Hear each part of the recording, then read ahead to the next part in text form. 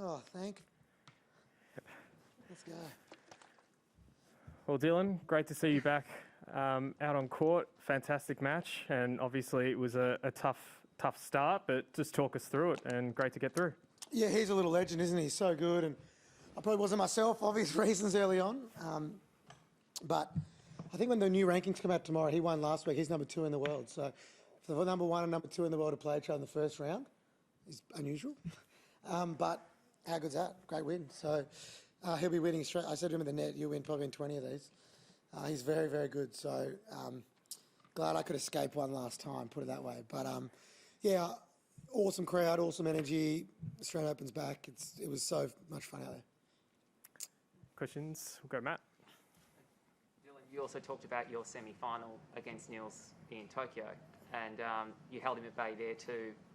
2 super tough 3-set matches. How are you able, if you feel him coming, obviously, that he's like, you know, such a great talent, how are you able to hold him at bay in both of those times? Oh, probably because I'm an old, washed-up, experienced tennis player, I reckon. I think in life, not just in tennis, you just got to find a way sometimes. Like in everything that I do, I just, you know, if I want to do something, I just find a way to do it. And on the tennis court, I'm exactly the same. Like, wasn't the best I played tonight, but I found a way. And I kind of ran away with it at the end there because I just kind of kept going. And I was proud of myself, proud of our team, what we were able to do. And but yeah, I was cooked there. I thought I was done. I thought they were about to put on the retirement video. You know, I was like, oh no. Luckily the screen's broken because the retirement video's coming. So you know, to fight on and get through to the semi-final now is pretty cool. And yeah, I'm going to lead. You know, Golden Slam was like it's just another match, and it is another match. But I kind of lent into that a bit. And here, I don't want to be like, I was kind of like, do I lean in too much? And then it's too much of a big deal, and then you can't play. But I probably didn't lean in enough to like, you know, this is awesome. Let's rip it up one last time. So I'm going to lean in from now on. Scott? Was it one of the harder matches for you physically over the years? Yeah, did you see me vomiting up pickle juice? Or something?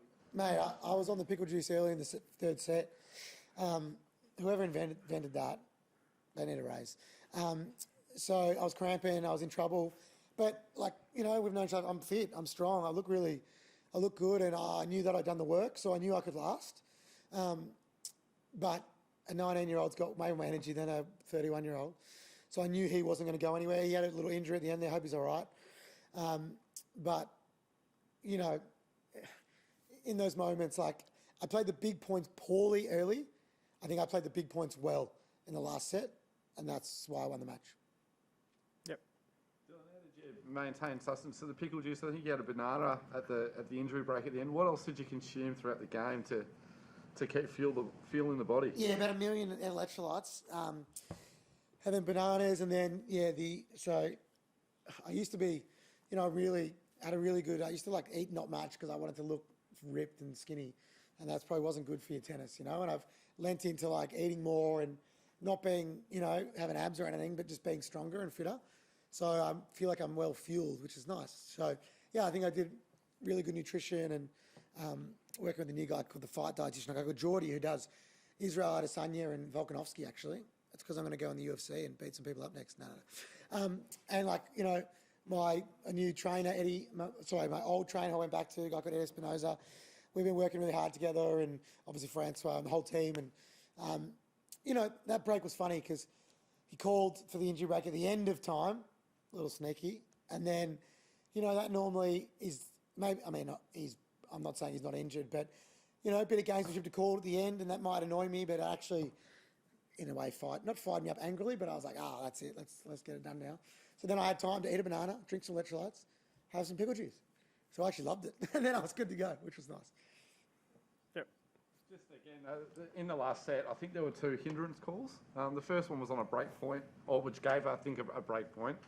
One, what do you understand? What happened there exactly? I said, come on, because I thought he missed. Right. And then I lost the point. What a dickhead. But I was just pumped. And then I straight away said it, and I put up my hand up and said, I lost that point, because you can't do that. And I'm 100% cool with that. It didn't even annoy me, actually, that I did it. Because I was like, at least I'm having fun. I was just trying to have more fun. So I was trying to be more vocal.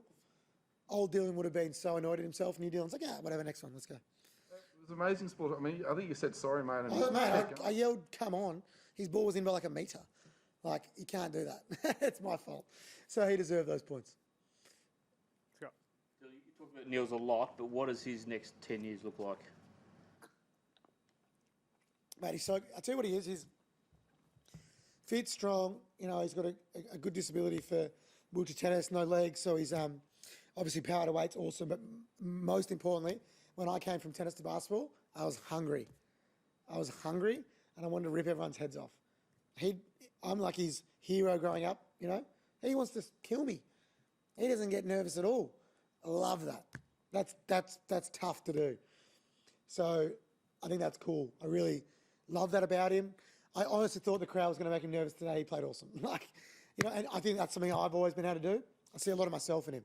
And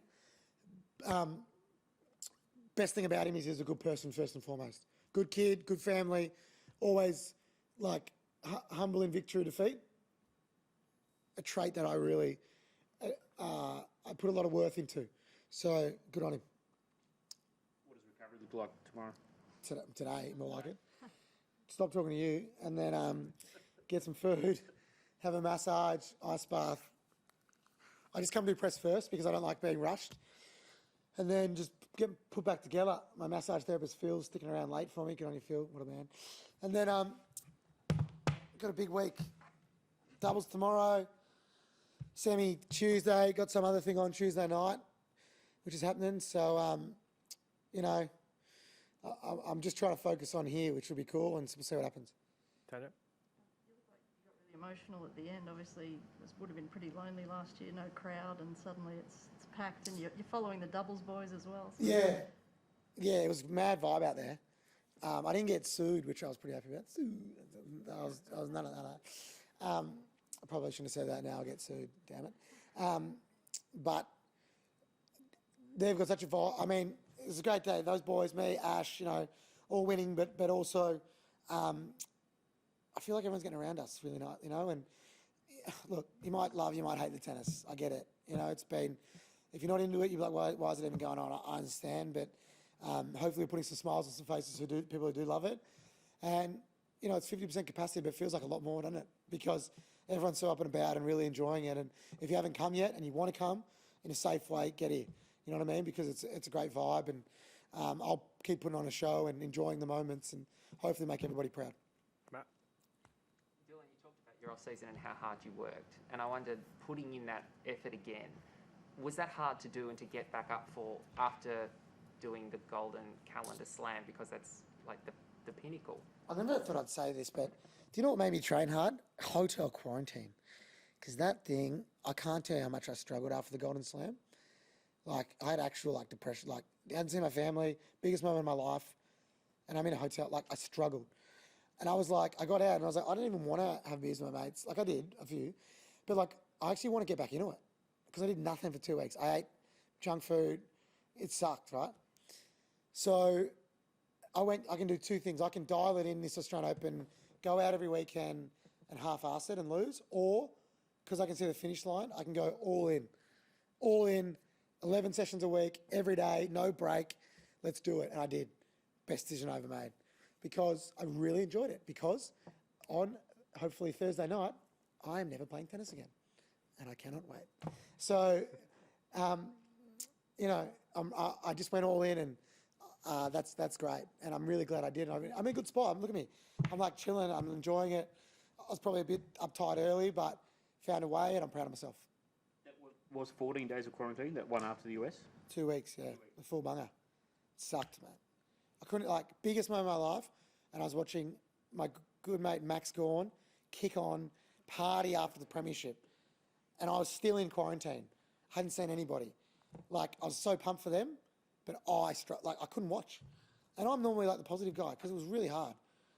For the right reasons. I'm not saying it shouldn't have happened, but I'm just being honest. And but it made me want to go. I didn't do any exercise for 2 weeks. And I was like, I'm never doing that again. I'm going to keep, I needed it for my mental health. So I just went straight back to the gym. And I'm really glad that I did. And I look great. And, you know, I'll say so myself. But, you know, that's why I'm wearing no sleeves this year. Shout out to Nike, looking after me. Benny, you Scotty, question? I don't know what you've already been asked, but that was pretty cool out there. It was, wasn't it? Yeah, it's pretty good. I saw you sneak in there at the end there, mate. I was there at the beginning. Really cool. And I mean, from people from overseas, I mean, you send me a message, the first thing you get to is Melbourne Airport, what do you see? Bang.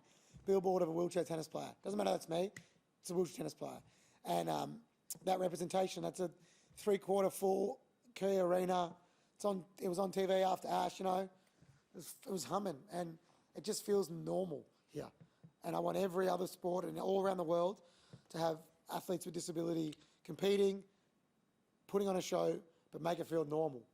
That was normal. And, you know, you don't need me anymore. Look at the kid I played today. He's got it covered. So I'm not redundant yet. I'll be redundant on Thursday. Hopefully Thursday. Any others? Thanks, everyone. That concludes our press conference with Dylan God. Alcott. You guys are great, though. Love you.